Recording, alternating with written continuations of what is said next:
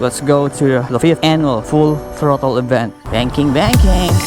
Oh, hey Kawasaki, see you later at the event. Of course, ito po yung may-ari ng camera na to. Importante din sa akong kabuhi. Importante gini. Ma'am, may nobyo wala? Sawa?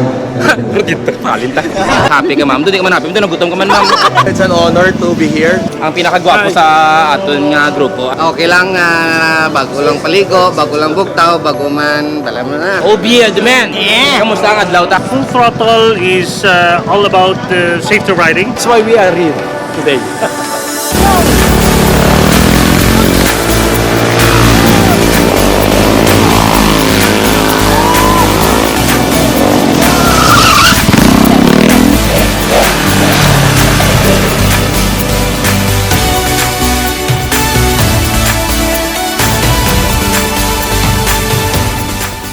Alright guys, what is up?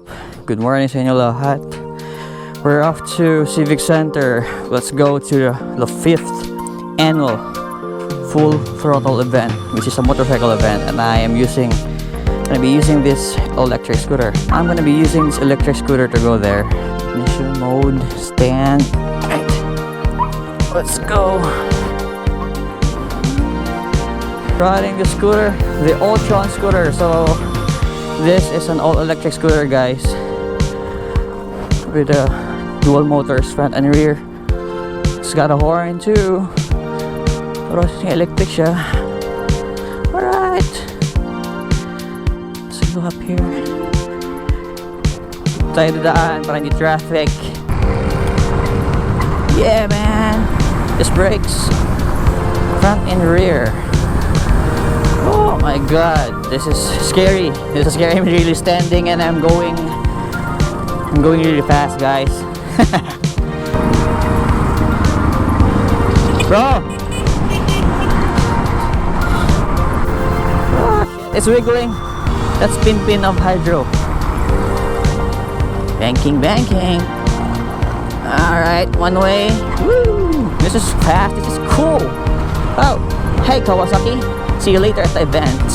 So yung guys, Full Throttle is an annual motorcycle event. It's a small bike convention para sa bikes that are 400cc below. So later, I'm gonna be a speaker there. Now I'm gonna talk about the science of riding motorcycles. So yeah, so para may ambag naman tayo sa society. It's weird.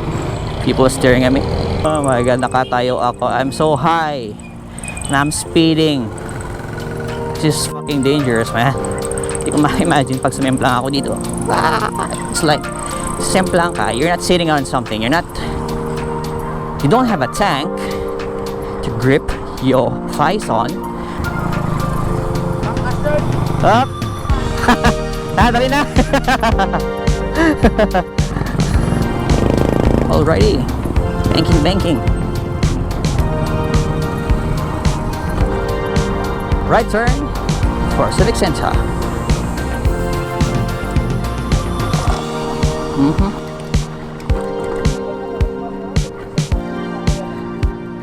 So,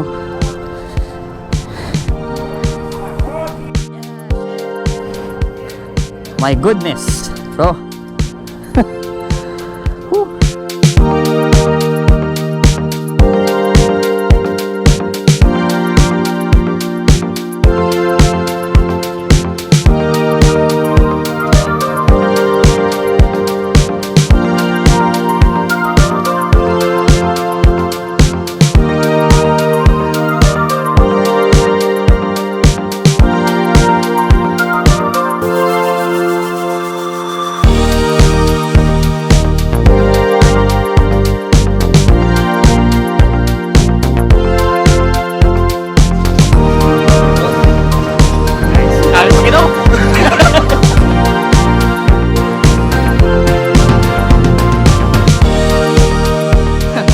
Of course, ito po yung may-ari ng camera na to. Oh, Parang familiar yan. Bakit ayaw mo mag-vlog? Kasi may gagawin pa ako. I'm gonna do magre-rehearse pa ako sa ating lecture mamaya. I'm gonna do science of riding, guys. So, abangan. So, nandito po sa akin ngayon ang Ako po yung mag-interview ng mga bisita natin ngayon, ha. Bro, welcome to Raw City again. Anong masasabi mo? Pwede ka mag-Ilonggo, pwede ka mag-Tagalog, pwede ka mag-English, pwede ka mag-Mandarin. Anong masasabi mo sa event ngayon? Damo chicks, asawa mo, makita niya asawa mo. Nga rin ako, kaparapol pa rin sila ako. Ano pala rin? Ito po yung mga... Ano premise ni Baye, Lucky? Depende sa kung anong gusto mo. Ito po yung sample ng aming raffle mamaya. Kamusta Raita bro? Paka Raw City. Okay lang, may gamay nga berya lang ah. Kamay ng birya. Like anong birya bro?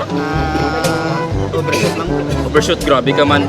Ay hindi na pag-mention bro. Pwede na, pwede na. Okay lang, importante may gears. Club niya bro. Parayak lang Riders Club. Park. Nag-park na ka mo? Sa Gua? Oo, yan na. Ayos Isla nyo lang Kia. Oo. Asia. Ayos Bro, kamusta Raita? Parawas? Ay, okay man. Kahit maskin kan. Kahit kapoy, okay First lang. time niyo parawas? Oo, first time lang. Ay, swabe man. Gwapo, dalanay. Oo, bapo man. Niya. Abo, batsi? Pag-abot mo Ruha City, mo ginaya bro. Natural na may batsi-batsi. Pag muna namon pag-welcome sa bisita mo, pag mag-batsi-batsi na welcome to Ruha City or kapis. Amo na na ya. Karon ma-circuit to mentra ka ba? Pwede man. Pwede man. Saan amo na ya ang grupo. So, ma'am, kamusta man ang aton nga event? Okay man. Okay man. Ma'am, may nobyo wala? Sawa? Dito, palinta. Ma'am, good morning ma'am. Kamusta? Ano ang mabas sa event? Happy. Happy ka ma'am? Doon di ka man happy. Doon nagutom ka man ma'am. Amo gid Ay! Ay aga pa. Ma'am, may pamahod ito mama ha. 50 pesos lang na mama ha. Pero kung ako si mo, duwaon mo gid dapat. Ay, on diet ako, on diet. Mong diet? Mo nang gwapo yun. Good luck si mo diet ma'am. Ari from Bacolod sir. Good morning. Morning. Sir, anong masasabi sa event? Okay lang. Okay lang. From saan sir? Bacolod. Pasig. Oh, explore. Kanto day sir from Ibig wala? Hindi. Idol tani. Kumangkot ko Sir, kamusta ang event? Ano ma'am sa event? First time kay namin. Kamusta ride nyo? Okay man. Basta mo pag learning sa Nice bro. Sir, kikaroon ka mo. Pasig. Nice. At ang pinakagandang babae sa balat ng lupa. Kamusta, Shine? I'm good. I'm good. Hindi pa English siya. Tagalog lang tao. Bisaya. Grabe ka. Okay lang. Kaya namin brace mo, Shine ka. Oh, we're red. Alright. Wala klase subong? Wala. Ay, Go. syempre Sunday. Libot na di ari. Kita may mga gwapa kami din nga mga bisita. Mga bisita. Ari kami di. Ari isa mo na yung pinakagwapa sa balat ng lupa. Segunda lang kaya ito pinakagwapa mo. Hindi ka na magreklamo. Kuya ito yung kapitana. Kamusta man kamo? Okay man. Pila ka na katuig sa diriya sa 16 years. Kamusta ka mo di kamusta? Okay man. Okay masadya, sadya. Bro, kamusta bro? May mga aga. Ano man ba sa event bro? Ay pa? Ayos man, nakakawa ka na wifi pa? Wifi? Wifi pa rin Ang pinakagwapo sa aton nga grupo. Ano naman ba mo sa event ha? Manami, damo chicks ya. Pagwapa pa.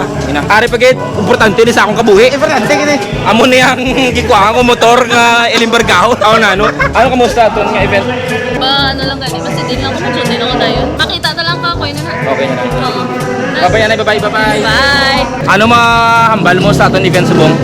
Bago, it's an honor to be here sa event of Full Throttle. And English to yun eh. have knowledge sa safety riding. Gin-English yun niya, grabe kasi. Ma'am, kamusta ma'am? Good morning. Ano ma'am, mo sa event? Ma'am, kamusta ang aton nga wife and husband life? Very good. Are nga amon nga mamaw nga upod, mamaw sa kananay ni upod gari pareho kami ni. Boy sa Kamusta ni? Kamusta aton nga adlaw? Okay, gid mainit so kung manakagid ang chimpo. Nice. Ang talikod kaya mabala mo niya, hindi mo na yung bala ko lalaki o babae. Kamusta ga aton nga adlaw? Okay lang, bago lang paligo, bago lang bugtaw, bago man, bala mo na. Ano ang bal mo ma'am? Pamahawan mo kami, dapat libre pamahaw. Why chance? Lonely. Anong problema? Do hindi mayo ito nadlaw. Why si boss? Kapamahaw ka na, why pa? Pamahaw ka na. All cancy ko ba? Bedo hindi mayo ito nadlaw. Kapamahaw ka ako, pinagutom. Oh, Count ka na eh. susung talan sa sungad mo. Rami. Made na kon. Ang mga nilaban sa balay pang musong nila na dinner. Are ang amon nga El Presidente ng Roa City. OBL the man. Kamusta ang adlaw ta? Good. Hangover tol, hangover kaya tol. Ang ina.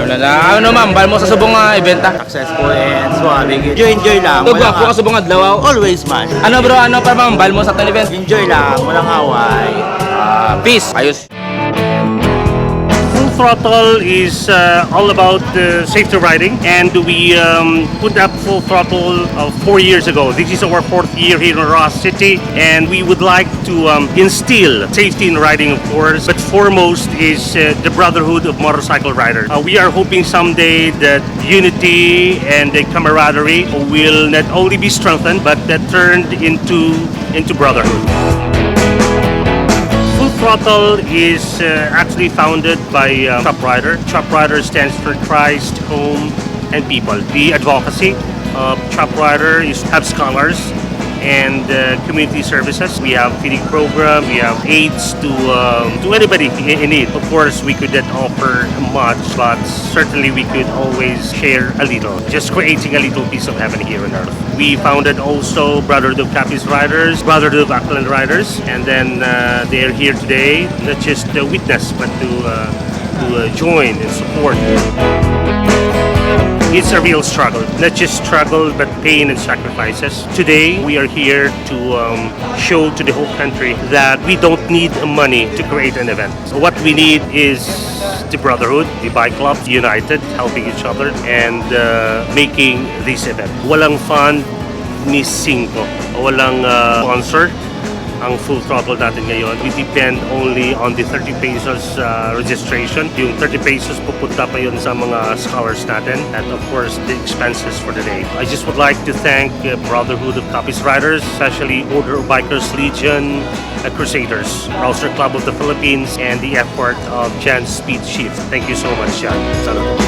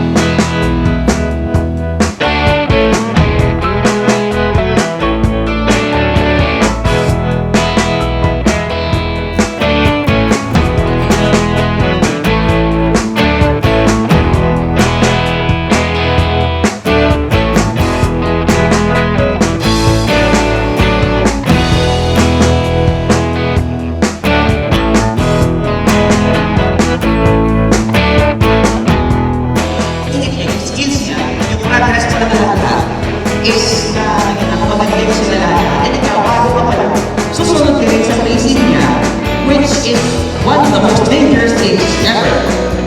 Okay, so just ride according to your skills. Ride at your pace.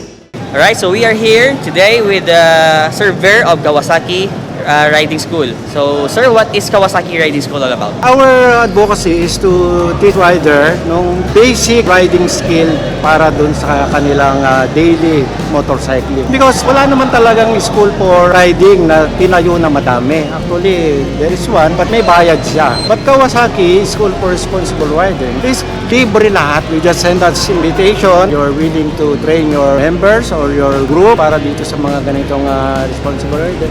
Pumupunta kami, our expenses, ginagamit namin yon, but yung knowledge na maibibigay namin sa inyo is forever na sa inyo yan. Actually, last time, galing kami sa Philippine Marines. Those people are hindi takot sa bala, pero takot sumempla. Pero ano sila? They are very much willing to learn. Ang sabi nga nila, sir, ang tagal ko na nagmumotor, almost 30 years. Marami pa pala akong dapat malaman sa pagmumotor.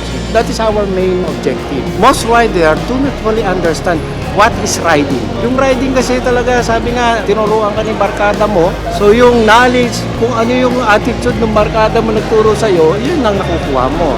There is no standard. But here, pag nag-undergo ka ng training ng School for Responsible Riding, meron kang matututunan standard riding. So yun yung ini-expect namin. We go around the Philippines, Luzon, Visayas, and Mindanao. We cater all customers, LGUs, government, yung mga school. Actually, we are tied up with St. Joseph School. doon sa Manila. From time to time, we go there, nagtuturo kami ng how learn to ride ng motorcycle. Yung mga grade 11 pupils nila, before mag-graduate, dumadaan sa amin yung kanilang mga yung kanilang mga student. Tinuturuan namin ng safety riding, road courtesy at saka yung tama talagang attitude when riding. So yun yung aming advocacy. Spread talaga, not only selling motorcycle but teach people how to learn ng road courtesy at saka yung tamang pag-ride sa motorcycle. So yun kami, ganun kami. That's why we are here today.